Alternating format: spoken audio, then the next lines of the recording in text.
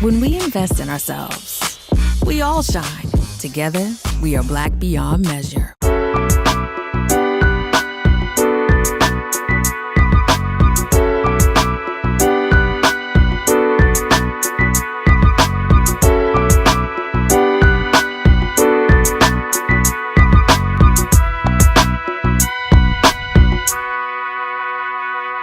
Hey, everybody, and welcome to A Balanced Life with Dr. Jacquie. I am so excited about the conversation that we're going to have today.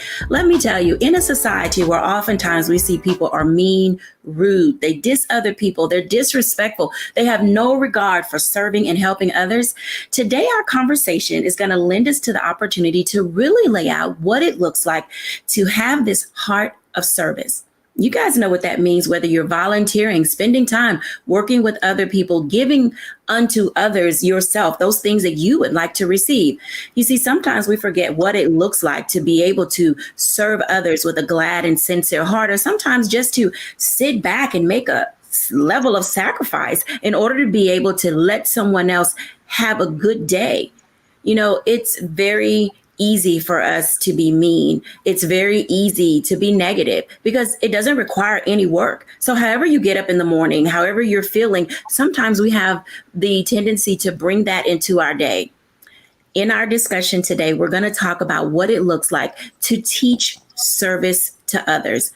It's a part of being able to live a balanced life. It's about being able to look beyond yourself and to find this way in which we can engage with other people that allows them to feel as if they are valued, that they are needed, and that they are loved. I'm excited to invite our guests in today, Dr. Tierney, Charlotte Avery, Stacey Owens, and Pastor JT, as we really do open up this Pandora's box and talk about, believe it or not, a generation that is missing what it means to live a life of servitude. Hey, everybody. Hello, everyone. I am so glad to see you guys. Let me tell you, there are so many ways that our lives can get off center. And oftentimes it deals with, I'll start with me. So sometimes my day, even though I wake up balanced and I feel like I'm in a really great space, if I go to the mall or to the store or the car wash or I'm running around doing errands, I always bump into someone who is unkind, someone who is in a pissy mood, someone who just, for whatever it is, got up on the wrong side of the bed and decided to bring that angst and anxiety and all of those things with them into their own space. And then it filters over into my space. One of the questions that I'm curious about today is, how do you all deal with bumping into people who spill over their ish into your space? I know it's loaded. Going for it, y'all. Wow. Stacey, let's start with you. I mean, how do you deal with that when people just kind of dump into your space when you're like in this great space of your own? I don't deal with it because that's them. I mean, I think I've come to a place in my life where I'm learning that, I'm going to let you carry your own water. That's your issue. I don't know what happened and I don't know what's going on, but I'm going to respect the fact that I'm going to give you grace and say, perhaps they're just having a bad morning. I'm not going to take it personal. I'm doing really good about learning not to take stuff personal, because I think if your emotions spill over to me, it can only affect me if I allow it to, if I start taking it personal and thinking that it's about me. So I have gotten to this space where I just have learned, I'm going to let you keep that, but I'm going to lead with love. So I'll check in on you. I may even ask you, are you okay? How you doing today? Is anything going on you want to talk about? But other than that, I'm not going to let you make my day bad because your day is bad. No, I just don't. I really like that example that you used. I remember there was a commercial out some time back where the person would close the door on an individual, or somebody would drop something and no one would pick it up. They let their basket roll into the street and no one did anything. And throughout the entire day, that negativity just continued to go on because we were paying negativity forward. Hey, Charlotte Avery, how are you dealing with when people sort of step into your space with the things that are bothering them? Well, I try to not take things personal, especially when I absolutely know it has nothing to do with me, right? And I try to recognize, that everybody has their, like Stacy said, everybody has their own issues and things of that nature. But I don't try to make somebody else's issues about me, especially when I know I didn't do anything to you. So, I try to treat people with kindness, no matter what their behavior is or whatever, because one thing that I know is that sometimes, when people are being negative, it's really sometimes coming from a place of, it could be coming from a place of anxiety. It could be coming from a place of inadequacy. It could be coming from a place where, a kid or a spouse or somebody, really upset them or whatever. And, and so sometimes, when I see people who are bent out of shape because I am a hugger, I will always say, do you need a hug?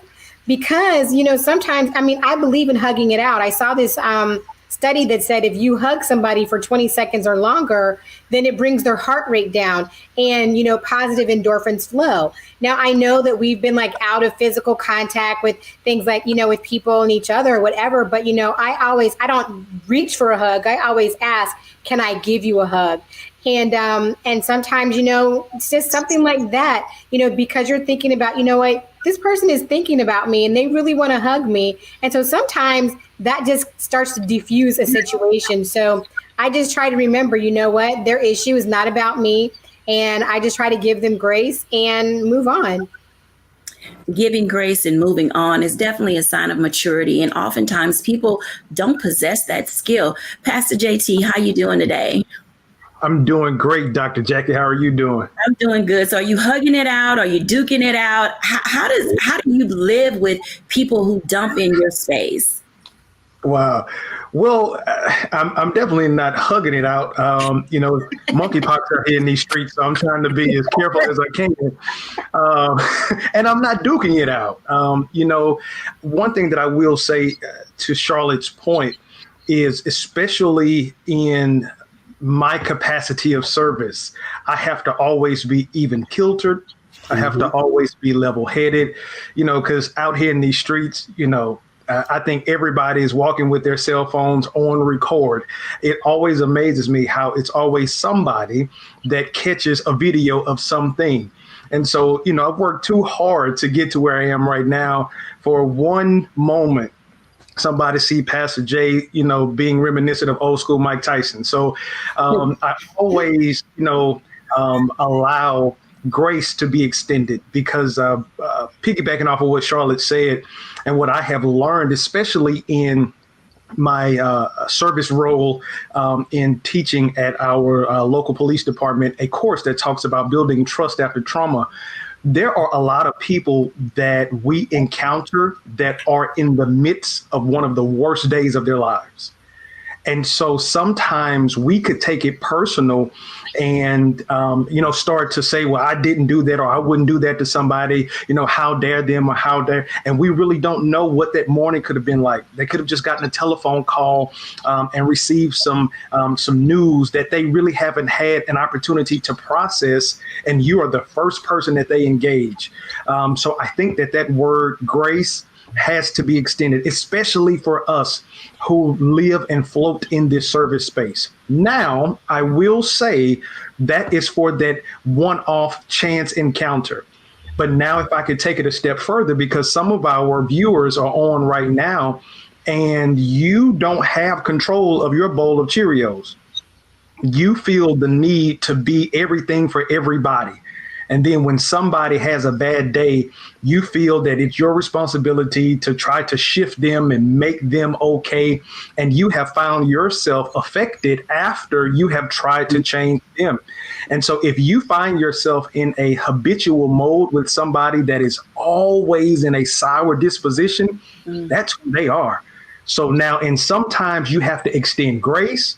And then there are some times that you have to identify where it's time for me to exit stage right. Exiting stage right. Hey, Dr. Tierney. Hey. What say ye?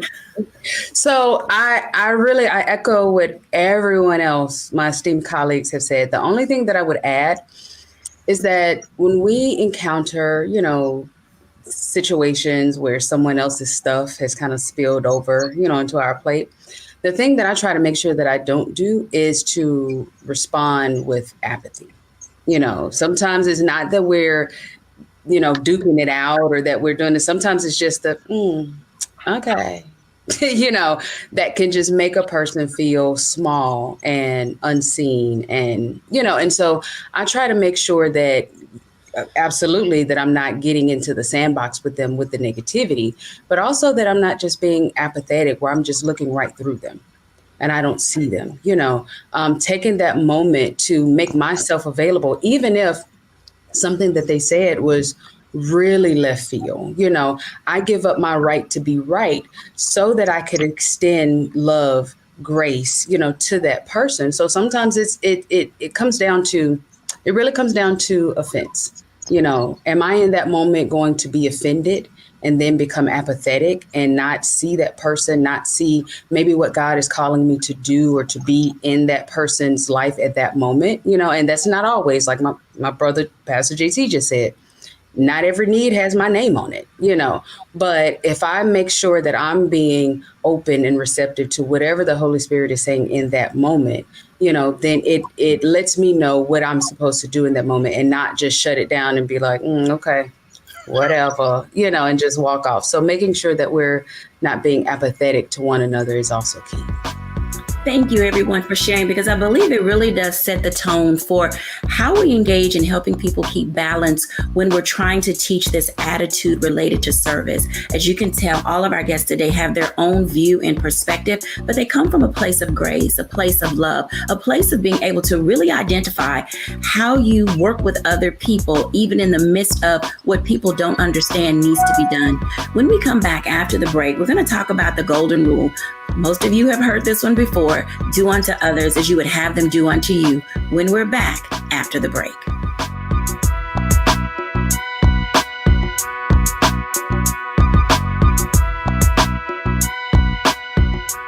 When we invest in ourselves, we all shine. Together, we are Black beyond measure. Can you believe the nerve of these Republicans? They only want to block progress for our community. They talk about cutting Medicare and Social Security. They played politics with veterans' health care. They voted against the George Floyd Justice and Policing Act and funding for our HBCUs, and against lowering prescription drug costs for our seniors. These Republicans keep trying hard to stand in the way, but President Biden, Vice President Harris, and Democrats won't let them. They are delivering for us. The Democratic National Committee is responsible for the content of this advertising. Hatred on the streets, a horrific scene, a white nationalist rally that descended into deadly violence. White people are losing their damn minds. As an angry pro-Trump mob storms the U.S. Capitol, we've seen We're about to see the rise of what I call white minority resistance. We have seen white folks in this country who simply cannot tolerate black folks voting. I think what we're seeing is the inevitable result of violent denial. This is part of American history. Every time that people of color have made progress, whether real or symbolic, there has been what Carol Anderson at Emory University calls white rage as a backlash. This is the rise of the Proud Boys and the Boogaloo Boys. America, there's going to be more of this. Here's all the Proud Boys, guys. This country is getting increasingly racist in its behaviors and its attitudes because of the fear of white people. The fear that they're taking our jobs, they're taking our resources, they're taking our women. This is white fear.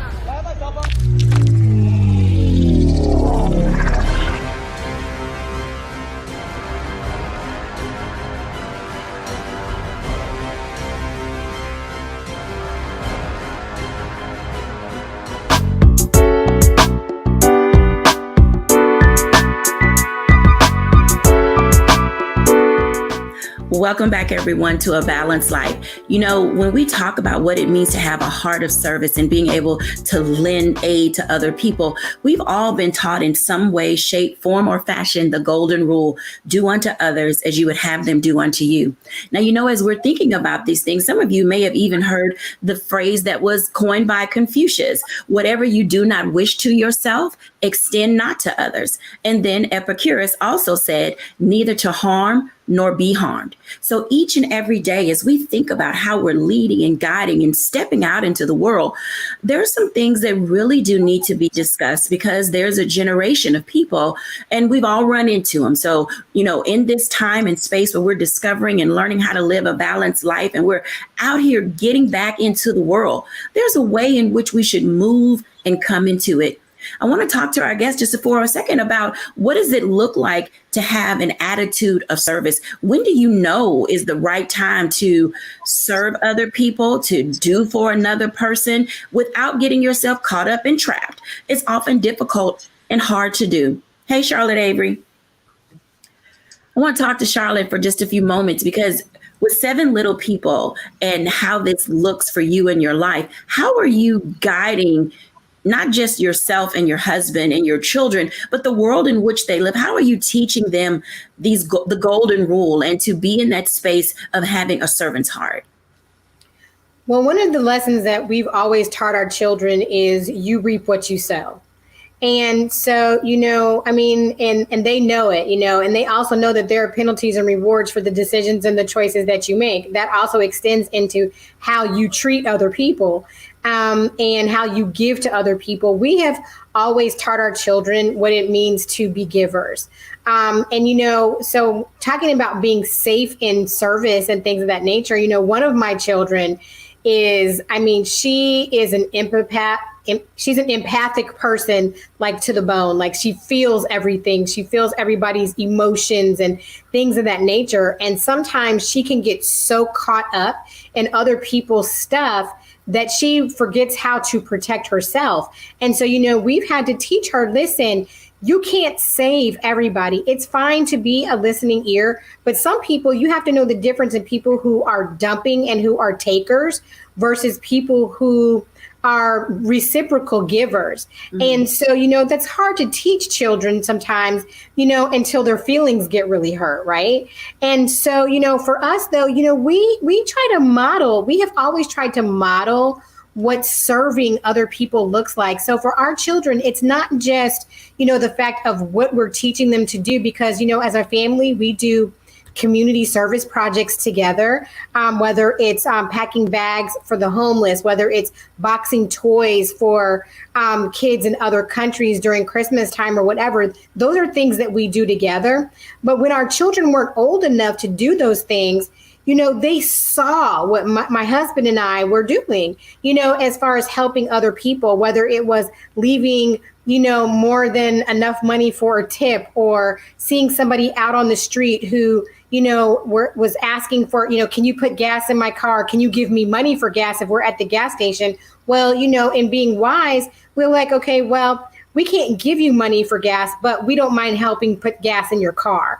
And so, these are things that our children have seen over the years, from the time that they were born. And so for my kids, our children, they are natural givers. Some of them are a little bit more tight with it every now and then, but at the same time, they have a heart to love people and to serve people and to give to people. But one reason why I believe they have that heart is because we, as their parents, have modeled it from the time from the time they were born. And so I believe that as adults, when we're talking about this particular generation and their selfishness and entitlement and things like that, I tell my children, listen, you're not entitled to anything except breakfast, lunch, dinner, and a roof over your head and clothes on your back. Anything else that you get is extra, and you're entitled to respect, right? And so, I just think that as adults, if we're not modeling what it means to give and serve, then our children are not going to model, or they're not even going to show what it is to give and serve. They're not going to want to be givers, because we are raising a generation of entitled, manipulative takers. And I think in order for us not to do that, we have to model it. And we can't just start modeling it when they're 10 and when they're 15 and they're getting ready to go out of our house. We have to show them what it is to model that when they're 2, when they're 3, when they're 4, and let that carry and be with them, throughout the years of their lives. throughout the years of their lives. I know that there's studies that talk about this age group that falls into this category, and it's literally Gen Z and millennials. And I recall, in the early 2000s when we were looking at this babies raising babies and babies having babies generation, and there was so much learning that didn't take place because you had 13, 14, and 15-year-olds having children who also didn't have the skill set in order to raise them. And so I wonder sometimes if this gap that we had in this season of time where children were raising children, that we missed out on being able to teach them how to serve because they were so busy, growing up too fast. Pastor JT, you talk about this a lot, and, looking at these generations where we have this gap in serving. How do you see that playing out? And what are some words of, wisdom that you can provide for us or tips related to helping people rediscover having a heart of servitude? That's a great question, Dr. Jacquie. One of the things that I will say, just kind of piggybacking off of what Charlotte said, just want to pull on one point she said about being the model. Mm. We are our children's first role models. There was a point that Charles Barkley, of all people, said that really got him in a lot of hot water, but I agree with him 110%. He said that, I'm not your child's role model. And I think that this was, people talking about the way he was acting and the way that he was perceived in some of the situations that he was in his NBA career. And he said, this is my job. I get paid to play basketball. I'm not paid to be a role model. He said that the people in the house are supposed to be the role models. And it really resonated with me because I honestly believe that a lot of people look outside of the home for the training, for the discipline, for the role model that should be in the house. But now going back to your point about this generation, and I'm always pointing back to this generation because the shift happened like around the late 70s going into the 80s, and so much happened during that time. One of the groups that benefited well from the Civil Rights Act were women. Women were able now to be acclimated in society. They were able to go after jobs that once were relegated just for men, and specifically men of other ethnic backgrounds. And so then when you start seeing the mother outside of the house, and then we start to see that the fathers were not in the home, many of the fathers kind of got caught up in that, crack epidemic. Either they were on drugs or they were selling drugs. And either way, we were losing so many of our men through mass incarceration. And then now the mother has the responsibility of having to try to be the provider of the home, that nurturer that is in the home that was in the 70s and the 60s and the 50s that made the home, was the homemaker. That picture of service was void. So now all I see is mama getting up in the morning, going to work, maybe dropping me off at school, then coming back home at night. And then I really didn't have any type of time with the person that really was there to nurture me and prepare me and to show me what a life looked like and what service looked like. So now you have these children that were born in the 80s, and this is what they saw. This is what was modeled in front of them. These are the people that you're speaking of, Dr. Jacquie, that in the 80s, in 2000, turned 20.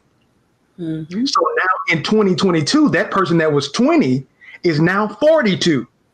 So now this person that is 42, they have a 5-year-old, a 10-year-old that's in our school system now.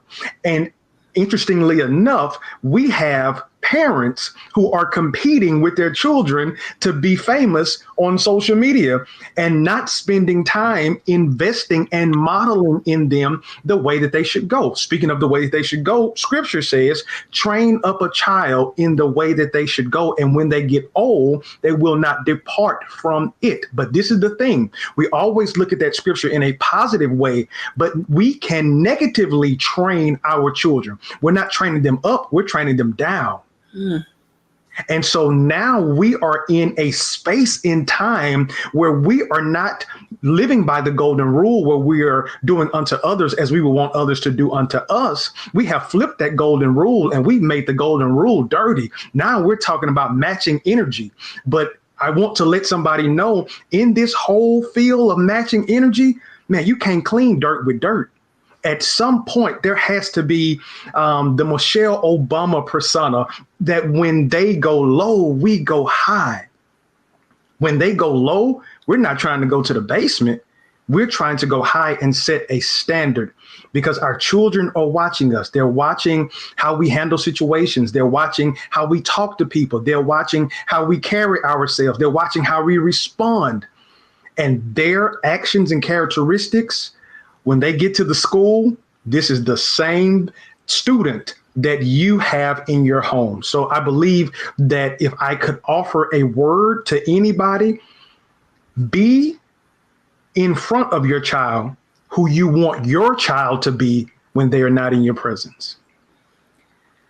So I'm going to let y'all take a pause there and then really catch what Pastor JD said, because I know some of y'all were listening like, is he saying that we should go back to being homemakers, that we should stop working? Should we do things that, I'm telling y'all, Pastor JT was not trying to make y'all feel guilty about working outside of the home, but he does bring a very valid point that we as a society do not have the luxury of running here and there and being all over the place and missing moments to expose our kids to what it means to have a servant attitude and a servant heart, even pointing out opportunities and times for them to be able to serve. When we come back after the break, we're going to talk about exposure. How do you get it? What does it look like? And how do you provide opportunities for your children, yourself, your young adult to be engaged, not only at home, at church, and in the community, but also to be service to themselves? When we're back after the break.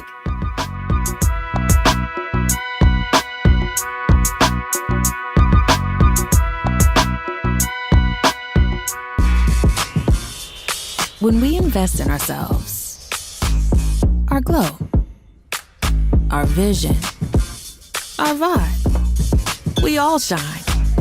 Together, we are Black beyond measure. Can you believe the nerve of these Republicans? They only want to block progress for our community. They talk about cutting Medicare and Social Security. They played politics with veterans' health care. They voted against the George Floyd Justice and Policing Act and funding for our HBCUs, and against lowering prescription drug costs for our seniors. These Republicans keep trying hard to stand in the way, but President Biden, Vice President Harris, and Democrats won't let them. They are delivering for us. The Democratic National Committee is responsible for the content of this advertising.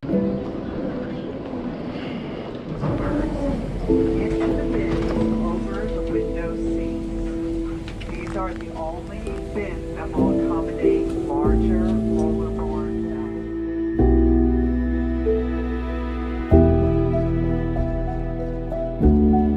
They put 10 in here? 10, and you don't come out until you die. And you eat him, you hoop 10. Oh my God. So what?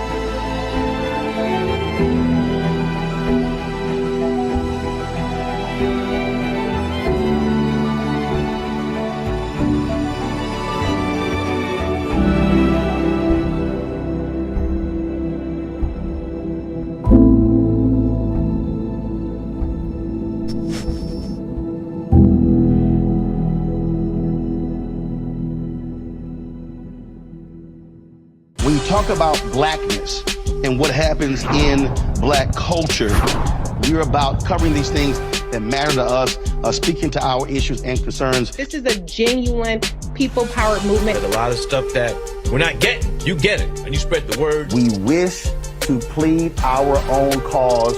Too long have others spoken for us. We cannot tell our own story if we can't pay for it. This is about covering us. Invest in black-owned media. Your dollars matter. We don't have to keep asking them to cover our stuff. So please support us in what we do, folks. We want to hit 2,000 people, $50 this month, raise $100,000. We're behind 100,000, so we want to hit that. Y'all money makes this possible. Checks and money orders go to P.O. Box 57196, Washington, D.C. 20037-0196. The Cash App is $RM Unfiltered. PayPal is R Martin Unfiltered. Venmo is RM Unfiltered. Zelle is Roland at RolandSMartin.com. When we invest in ourselves, we all shine. Together, we are Black beyond measure.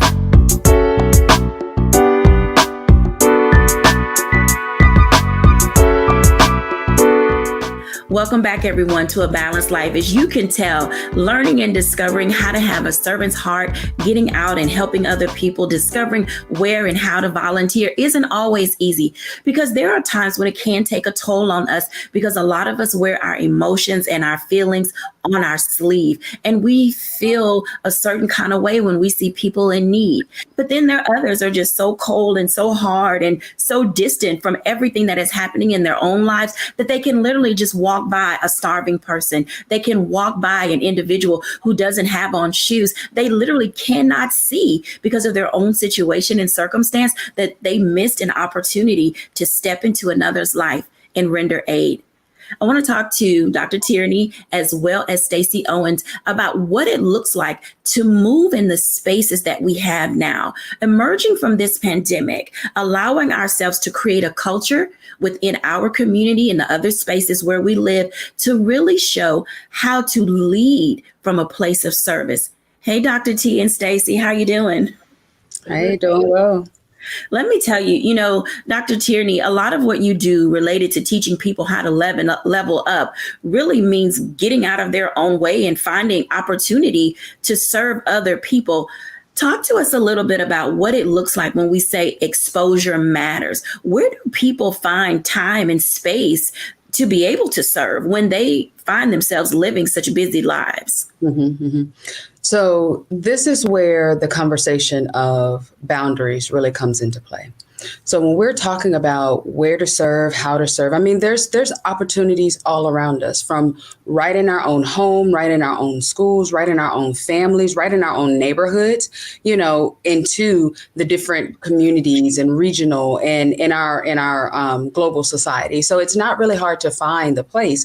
But if you haven't done your internal work, if you, as you stated, you're running around like a chicken with your head cut off and you're stressed and anxious all the time, then it's going to be hard for you to think about serving someone else when you feel like you're drowning, So this is where that conversation of boundaries comes in. Remember, boundaries are about us, our goals, what we need in order for us to be okay. It's not barriers where we make it about the other person.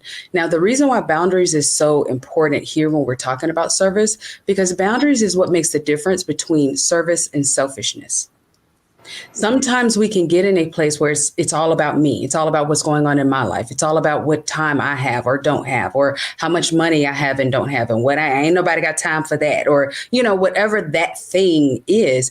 That's where we may slip into selfishness, where we're not serving anybody but our own self-interest. But when we're talking about service and really serving others, this is where, okay, if I have my boundary set, I know what it is that I need. I know, what my time allotments are. I know what my financial responsibilities and priorities are. Then we can live in that margin. We have extra room in our lives to where we can be of service, to others. Boundaries also keep us from, again, as Pastor GT mentioned, constantly running to everybody else's aid.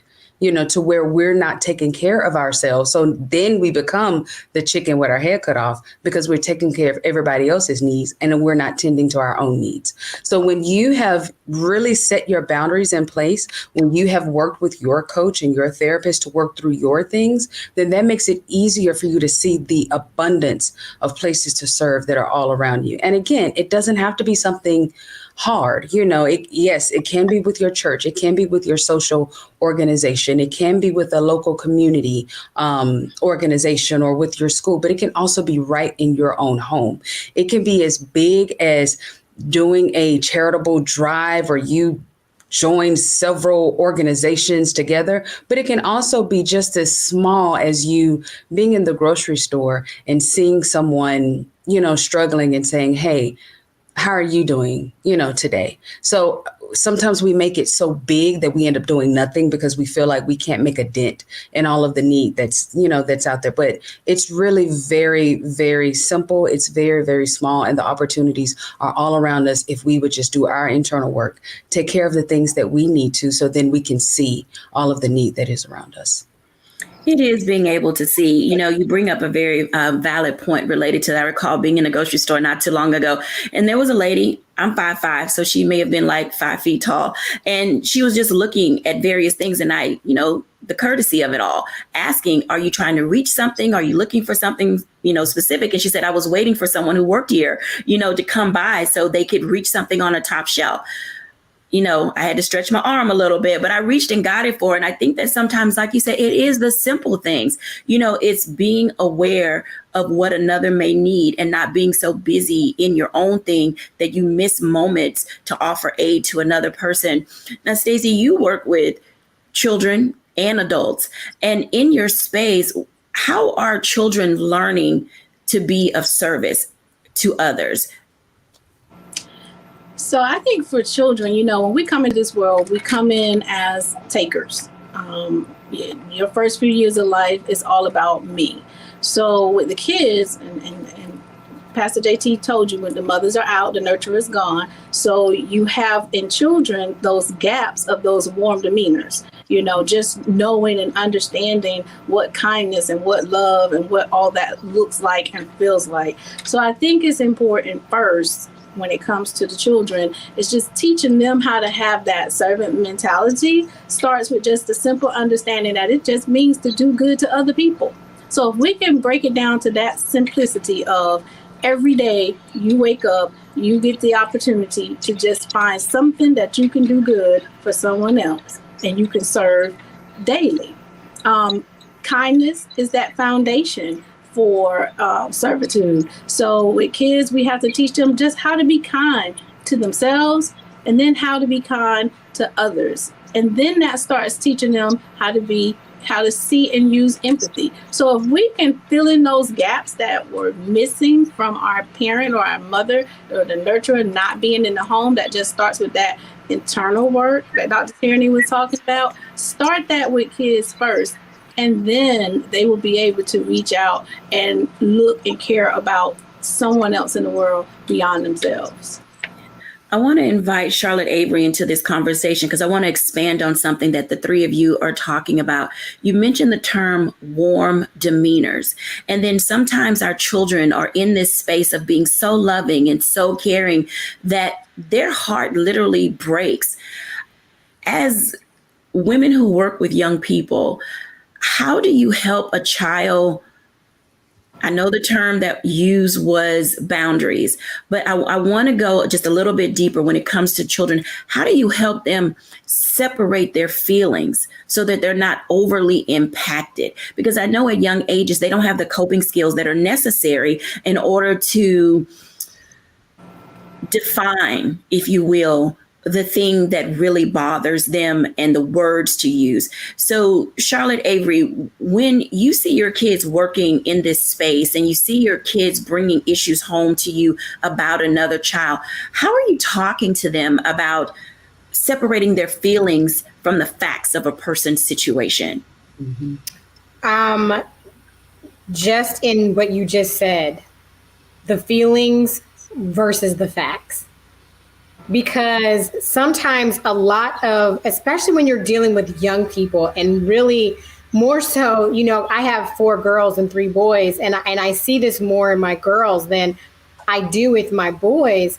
But, girls and, we can get really caught up in our feelings, our emotions or whatever. And so I always have to ask my children when they're dealing with certain things, I'm like, okay, is what you're feeling really true? Is it really a true feeling? And how did we get there? How did we get from this situation? I want to know the facts of the situation so that I can deal with the feelings of the situation. Because sometimes, as parents, when our kids come to us with a lot of feeling and emotion or whatever, and, you'll be like, what? You said what? You did what to my kid or whatever? But it's really getting all of the information. Not that we don't believe our children, because we do, but it's really going back and saying, okay, I can't just see this from the eyes of just, I have to feel it from the heart of a 5-year-old, but I also have to go and get the details from all the people who were involved to see, are these feelings actually valid? Now, everybody's going to say, well, everybody's feelings are valid. Yes, they are. Everybody's feelings are valid. And I will never say that they're not. But sometimes when we don't have the facts, we can't even help to navigate the feelings. And so to me, I am a fact person.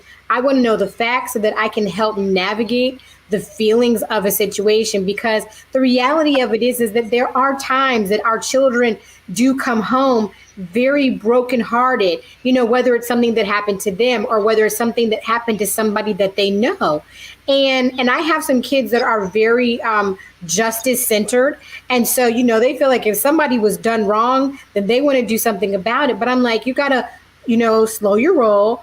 And I have to model, and I've modeled this for my children, because my children will come home, they'll tell me something, and before I jump and go to school, I'm getting all of the information in writing and all kinds of other things. And so I think it's, it goes back to the modeling, but it also goes back to really getting to the facts of the situation and also dealing with the situation to see, are these feelings really valid? Are they not valid, but are they true? Is what you're feeling, and here's the other thing, are these feelings really about you? Because sometimes, your peers and other people will use you as a dumping ground. And 1 minute you were all up high, and now somebody's told you a situation and now you're all down low. And so, like Dr. Tierney said, it's teaching your children boundaries, about their emotions and other people and all the different things. And so, I just try to be careful when it comes to the facts and the feelings, because they're not always the same.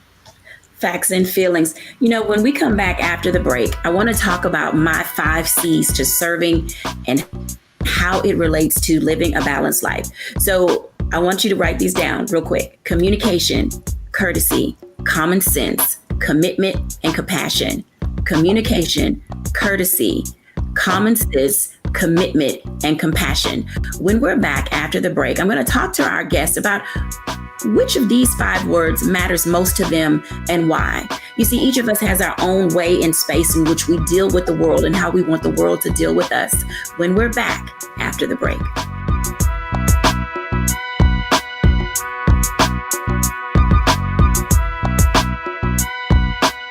Can you believe the nerve of these Republicans? They only want to block progress for our community. They talk about cutting Medicare and Social Security.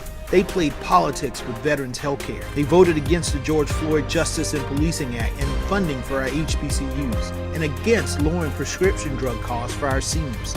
These Republicans keep trying hard to stand in the way, but President Biden, Vice President Harris, and Democrats won't let them. They are delivering for us. The Democratic National Committee is responsible for the content of this advertising. When we invest in ourselves, we all shine. Together, we are Black beyond measure. I'm Deborah Owens, America's Wealth Coach, and my new show, Get Wealthy, focuses on the things that your financial advisor and bank isn't telling you, but you absolutely need to know. So watch Get Wealthy on the Black Star Network.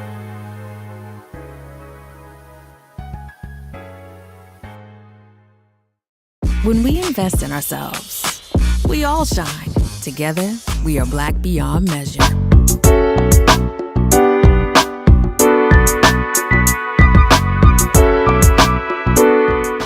Welcome back, everyone, to A Balanced Life. And as you can see, learning how to serve isn't easy. Teaching people how to serve has work involved. And so as we're engaging in what it looks like to come through this pandemic, and we're trying to decide how to be of service and picking certain causes where we want to lend our aid, it allows us to find the space that really works for us. But in order to do so, as I already stated, there are 5 ways that you have to discover as an individual how you want the world to engage with you and how you want to engage with the world. And they are communication, courtesy, commitment, common sense, and compassion. Welcome back, everybody.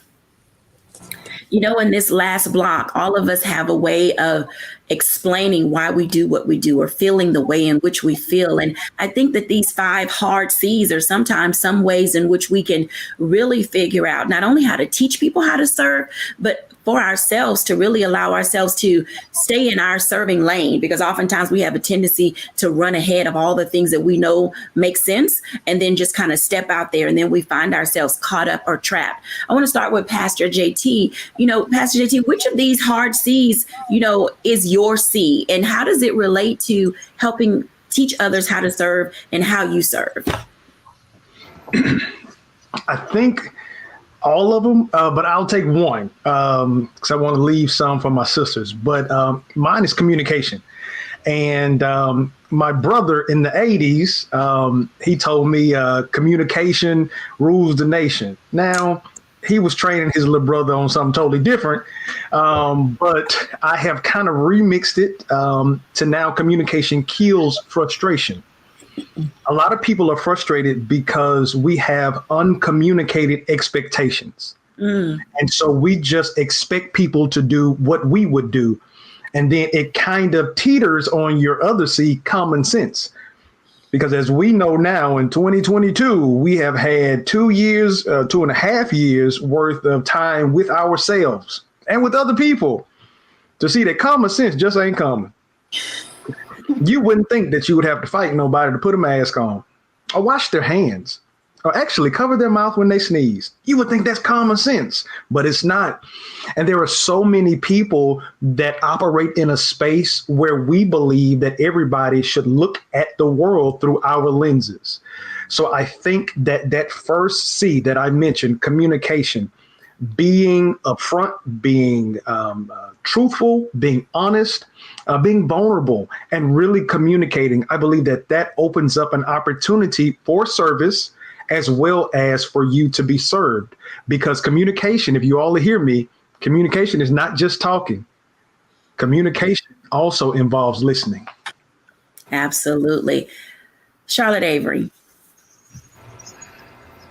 First of all, you're dropping these 5 C's on us, and I'm struggling because all of them are so very, very, very important. I will piggyback off of what Pastor JT said, though. When I wrote the 40-day tone of voice tone down, it was because I had a communication deficit. I literally had a communication problem. And so, but the thing is that it wasn't just communication. It was sometimes my level of compassion or the lack thereof. And so I do believe that, how we communicate and when we communicate also, pours into how we treat people with compassion, because compassion is so important. Being empathetic is so important and making people feel like they matter. But if your communication is off and from the jump, then how do you even begin to be compassionate towards somebody? And then they're just going to tune you out and they don't want to hear you or feel anything that you had to say because you came at them all wrong in the first place. So for me, the biggest 2 out of all of those, even though I was only supposed to pick one, is communication and compassion, because it just really, really matters. Because I believe that through my communication with you and how I'm dealing with you is also going to show my level of compassion. Compassion matters. I thank you for sharing that, because oftentimes we do, as Stacey said earlier, we live in this me generation. And then there are times where we feel like I'm going to say this, it's okay to be selfish before you learn how to become selfless. It's just a process, that we all go through. Stacey Owens, tell us about your C's. Yeah, like the other said, you need a little bit of all 5, but I think if I had to make a hard selection, I'm going to go with commitment, because I was fortunate to serve under the guidance of great mentors and great leaders, bosses. And I didn't have a problem with sitting at their feet and serving them and learning the processes that I needed to learn in order to be successful in what I do. But from that, when you become a person who serves people on a daily basis, you can become overwhelmed because people know that you're giving all the time. So they sort of look to you to be that person that's always there to give them advice or give them something, right? So I've learned that I need to have that commitment and learn how to commit to the things that I can commit to. And if I can't commit to it and give it my all, then I have to learn how to say no. And so that's where I have to use my common sense a little bit, because you got to have a discernment when you are a servant so that you can discern when people are now trying to take advantage of your giving heart. Taking advantage of your giving heart. I think that may be one of the reasons why so many people don't serve, because, they think or mistake our kindness for weakness. And, that's a whole nother conversation, for another day. And I get it. A lot of you are out there saying, I tried to serve. I wanted to lend myself to a cause, but I was really good at what I did. And people started taking advantage of me, and I felt abused, and my gift was mistreated. And, those are all valid feelings. And it does lead to burnout, because we keep trying over and over and over again, for people to see us for who we are and what we bring to the table without taking advantage of us. And our kids see our parents being abused, and they see individuals taking advantage because they're always running to someone else's aid, but they're never getting anything in return. And our kids watch us as adults suffer at the hands of doing good. And so I get why young people are saying, I'm out. I don't want to do it. But there's so much value and reward in being able to give to other people. Dr. Tierney, what say ye? What are your C's? Ma'am, you just said it. I mean, literally, you just said exactly where I was going to go with it. That my C was the common sense, because we're in this space where people don't see the value in serving for all the reasons that you literally just said. And so I kind of landed, of course, the compassion piece, since we were picking two, since my other esteemed colleagues picked two, I'm going to pick my two.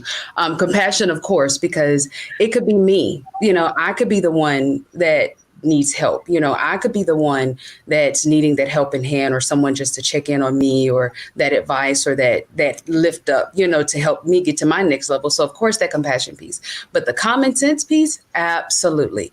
And part of what I wanted to highlight was, okay, why serve?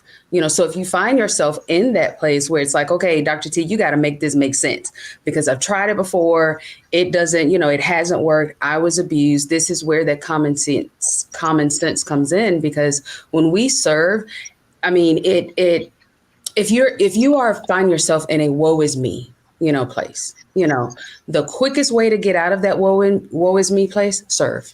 If you want your business to thrive, last week we talked all about entrepreneurship, and, you probably heard me say that if you want a business, then that means you want to be a servant. They call the different products and the things that we offer services for a reason. It's called customer service for a reason, so if you want your business to thrive and the only thing you're focused on is the bottom line, how much money you're going to make trying to grab the bag, then your business isn't going to thrive. But if you want your business to thrive, then focus in on serving your customers, with excellence. If you want to see the world change, serve, pretty much all of the things that we come in contact with that burns our toast and frustrates us, service can be an answer to most of those things. So that's why I picked the common sense, because sometimes we're making it a little harder than what it needs to be. And it just comes right on back to that common sense piece. Last week when we closed, I asked each one of you to say something that we wanted people to bring. And I'm going to ask you that again today, because I thought it was very enlightening. So if you could pick one word that people could bring to their service, tell me what that would be. Go, Charlotte Avery.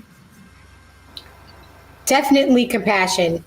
Bring compassion with you, because there are so many people who are in need, and everybody doesn't have it like you have it, so, bring compassion and be willing to put yourself in somebody else's shoes. Bring compassion.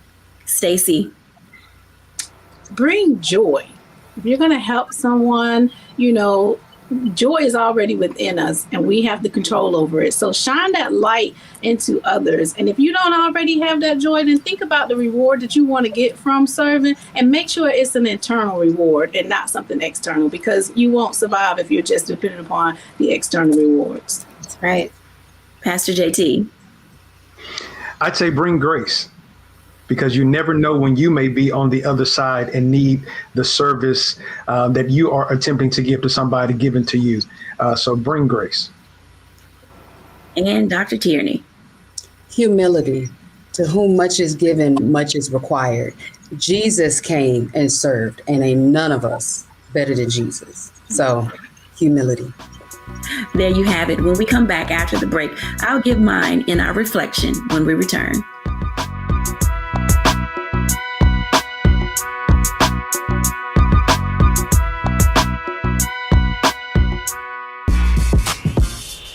When we invest in ourselves, our glow, our vision, our vibe, we all shine.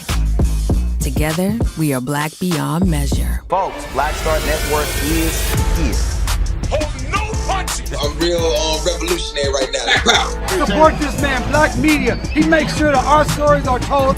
Thank you for being the voice of Black America, Roland. Stay Black. I love y'all. All momentum we have now, we have to keep this going. The video looks phenomenal. See, this difference between Black Star Network and Black-owned media and something like CNN. You can't be Black-owned media and be scared. It's time to be smart. Bring your eyeballs home. You dig?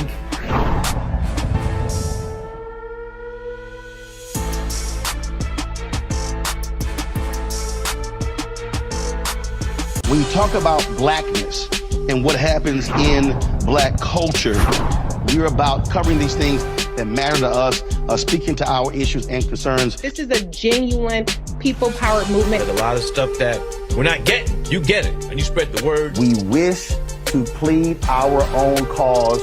Too long have others spoken for us. We cannot tell our own story if we can't pay for it. This is about covering us. Invest in Black-owned media. Your dollars matter. We don't have to keep asking them to cover our stuff. So please support us in what we do, folks. We want to hit 2,000 people, $50 this month, raise $100,000. We're behind 100,000, so we want to hit that. Y'all money makes this possible. Check some money orders. Go to P.O. Box 57196, Washington, D.C. 20037-0196. The Cash App is $RM Unfiltered. PayPal is R Martin Unfiltered. Venmo is RM Unfiltered. Zelle is Roland at RolandSMartin.com.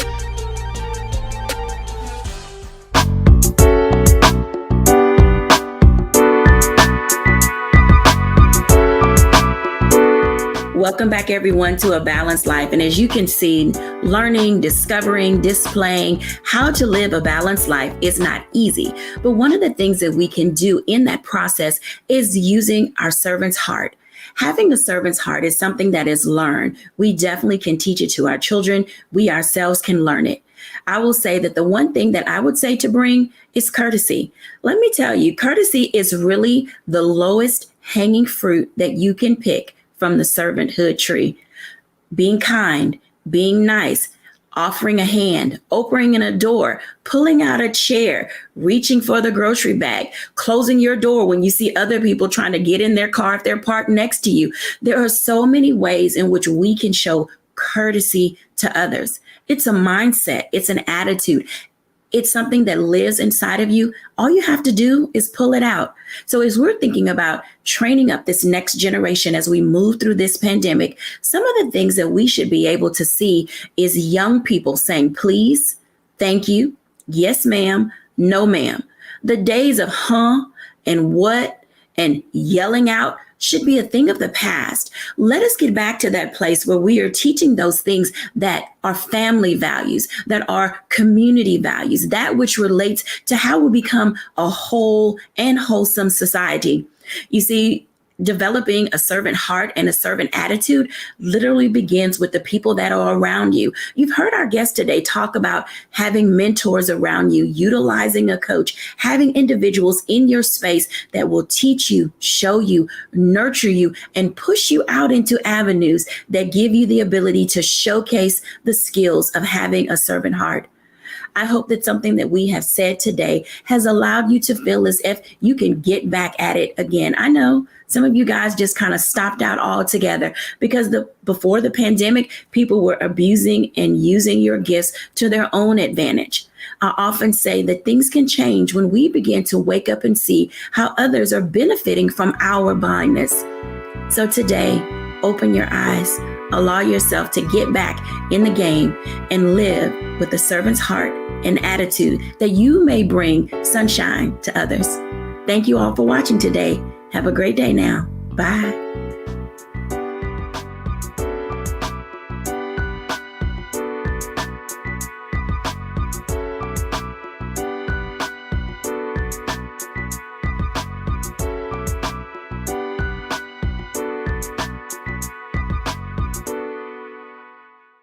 When we invest in ourselves, we all shine. Together, we are Black beyond measure. Hatred on the streets, a horrific scene, a white nationalist rally that descended into deadly violence. White people are losing their damn minds. As an angry pro-Trump mob storms the U.S. Capitol, we're about to see the rise of what I call white minority resistance. We have seen white folks in this country who simply cannot tolerate black folks voting. I think what we're seeing is the inevitable result of violent denial. This is part of American history. Every time that people of color have made progress, whether real or symbolic, there has been what Carol Anderson at Emory University calls white rage as a backlash. This is the rise of the Proud Boys and the Boogaloo Boys. America, there's going to be more of this. Here's all the Proud Boys, guys. This country is getting increasingly racist in its behaviors and its attitudes because of the fear of white people. The fear that they're taking our jobs, they're taking our resources, they're taking our women. This is white fear.